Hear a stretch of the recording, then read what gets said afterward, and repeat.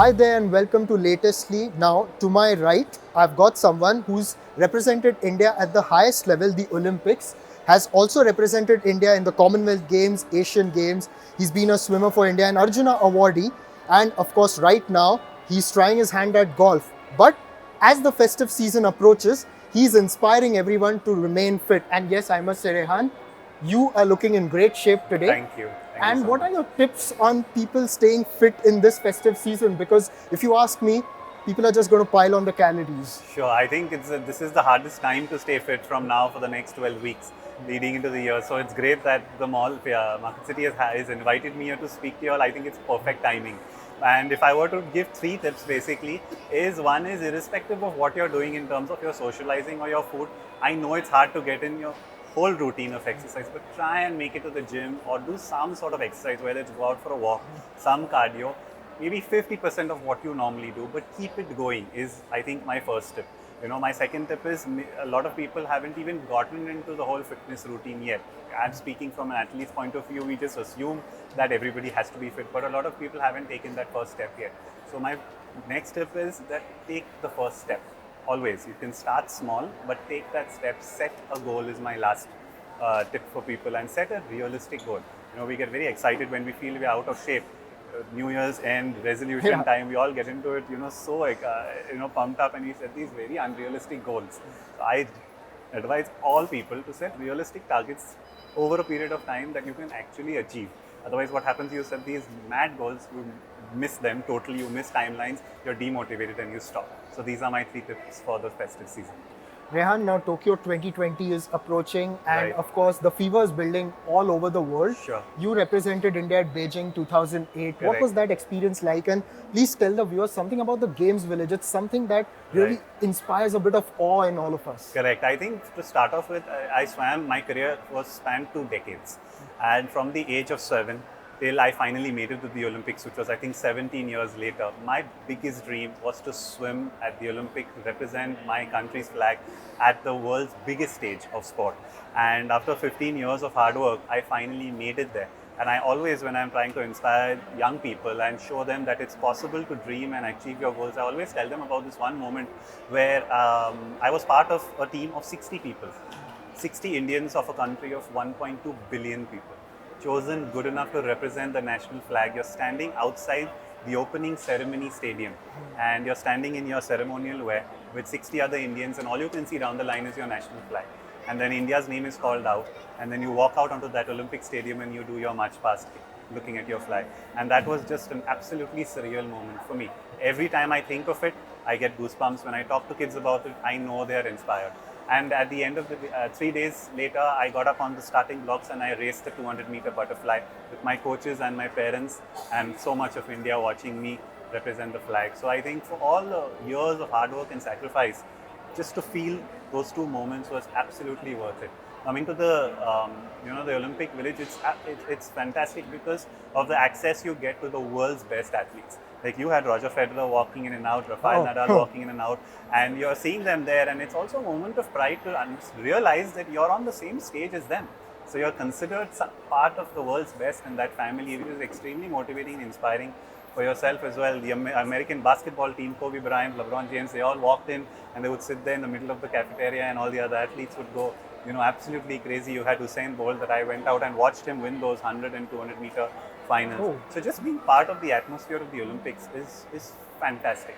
And every time I talk to a group of youngsters, I try to share these memories with them to make them understand that I'm no different from them. And if I could go out there and live this dream, so can they. You just spoke about all the effort and the persistence that goes behind becoming Sure. an Olympian. Sure. Abhinav Bindra won a gold Correct. in that Olympics, Yes. and it brought about a change in mindset for shooting in India. Correct. Now, what can swimming learn from, say, an Australia or a US, where the culture has been built over the years Sure. for swimming, so that someday we can also see an Indian swimmer on the Absolutely. podium? I think the biggest lesson to learn is that you have to have your numbers increase. Okay, when you talk about Australia, you know the size of Australia, you know the size of a small city like Perth. Okay, has more swimmers than our biggest metropolitan cities all put together. And not only more swimmers, but more swimming pools as well. So there is just an unbelievable sporting culture in nations like this. You talk about Australia, you talk about Great Britain, you talk about America, where you have just sheer numbers of kids coming into the sport. It's like cricket in India, where you have kids playing cricket in every gully. You know, you have over 20 million people playing cricket, you're going to find a Virat Kohli or Sachin Tendulkar. But if you have 800 swimmers at a national championship and not 8,000 or 80,000, it's going to be hard. So I reached a certain level of success. Kids who are now are swimming, my juniors are now seniors representing the country. They are better, they are faster, they're making more finals at the Asian Games, they're winning medals at the Asian Games. Higher up in the ranking, in their world ranking. So it's definitely getting better. But at the same time, we would love for it to get better at a faster rate. Like you say, we have that Olympic medal in swimming. Badminton didn't have it, now badminton does as well. So every sport takes its own time. Our sport definitely is getting better, but I feel encourage kids to show them that can give that, whether it's the government that supports them or it's the sponsors from corporates that support, show children that, and parents mainly, that it is worth it for y'all to have this 10-year or 15-year investment in a sport which at the end of the day can give you returns like this. Now, for the layman, just so that they understand, can you explain the gulf between the Olympic standard time and the Olympic qualification time? For a lot of people, it may seem like a few seconds, but it's not. So can you just throw light on that and the effort that goes behind bridging that gap? So an Olympic qualifying time, when I swam, when I qualified for the Olympics, my timing in the 200-meter butterfly was 2 minutes and 1 second. Now that would have been good enough to win medals anywhere in Europe. Okay, any national meet in Australia, I would have picked up medals as well. And at the Olympics, when I raced, the medals were at, I think, 1 minute and 54 or 1 minute, 1 minute and 55 and 1 minute and 56 seconds. So I was a good 5 seconds off those timings. But we have Indians today, and when I raced, I was in the top 100 in the world. But to get to a point where you're medaling at the Olympics, we're still a way off. Okay, I was a way off, but like I said, the next generation is now closer and closer. So yes, there is a gap, but we are bridging the gap quicker. It's very difficult for me to, we got swimming events are over 15 events on the calendar. So every event between, it's a short distance event, the gap will be much smaller. We've got a backstroker today, young 17-year-old boy, who is, half a second off top 8 in the world. Wow. Yes. So, I mean, like I said, the standards are definitely getting better and better. We are getting faster as a nation. But having said that, I would love for India to, think of a medal in 2020. I'm not sure if it's possible, but I know, like I said, our youngsters are well on the way to getting there. Now, just to wrap things up, he's trying his hand at another sport, and that's golf.